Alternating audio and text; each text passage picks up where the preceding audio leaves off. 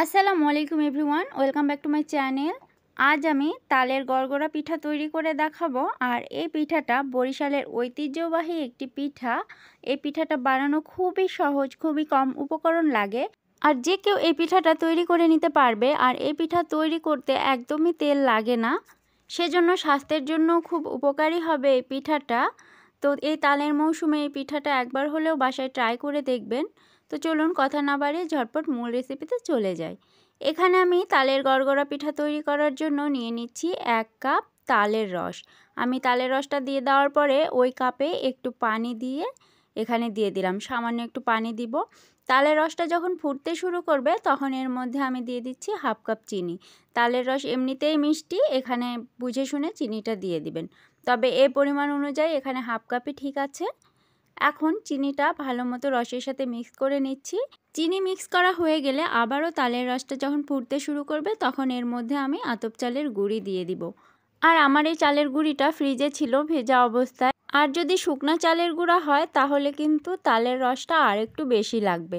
এখানে আমার 1 কাপ তালের রসের মধ্যে 2 কাপ চালের গুঁড়া লেগেছে, আর একটু কম বেশি আপনাদের লাগতে পারে। আর চুলার জালটা মিডিয়াম রেখে আমি এভাবে খুব ভালোভাবে সবগুলো একসাথে মিক্স করে নিচ্ছি।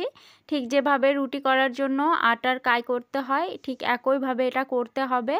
আমি এখন ঢাকনা দিয়ে ঢেকে এটা রেখে দিচ্ছি 2 মিনিটের জন্য। খুবই লো হিটে রাখবো জালটা।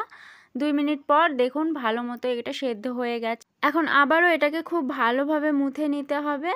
আর এভাবে মুথে নিতে নিতে দেখুন কি সুন্দর একটা ডো তৈরি হয়ে গেছে। এটাকে আমি হাতের সাহায্যে মসৃণ বানিয়ে নিব।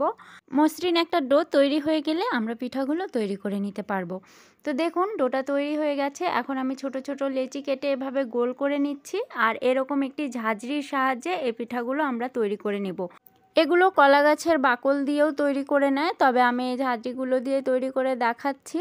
দেখুন আমি আরেকটি পিঠা আপনাদের তৈরি করে দেখাচ্ছি। জাস্ট এভাবে একটু ডলা দিলেই লম্বা হবে আর সুন্দর সুন্দর খাঁচকাটা ডিজাইন হয়ে যাচ্ছে। এভাবে আমি সব পিঠাগুলোই তৈরি করে নিলাম। তৈরি করে নেওয়ার পরে এভাবে একটি স্ট্রেনারে আমি কাপড় দিয়ে দিচ্ছি। সাদা কাপড় দেওয়ার চেষ্টা করবেন। কাপড় দেওয়া হয়ে গেলে এর মধ্যে আমি সব পিঠাগুলো দিয়ে পানির ভাপে সেদ্ধ করে নেব 10 থেকে 15 মিনিট। ব্যাস পিঠাগুলো তৈরি হয়ে যাবে।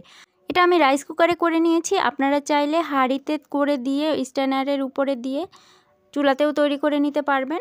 দেখুন পিঠাগুলো কত সুন্দরভাবে তৈরি হয়ে গেছে, একটার সাথে একটা লেগেও যায়নি, কত সুন্দরভাবে উঠে আসছে। একটু ঠান্ডা হয়ে যাওয়ার পরে এভাবে তুলে নিচ্ছি। আর দেখুন ভেতরটাও কত সুন্দর হয়েছে।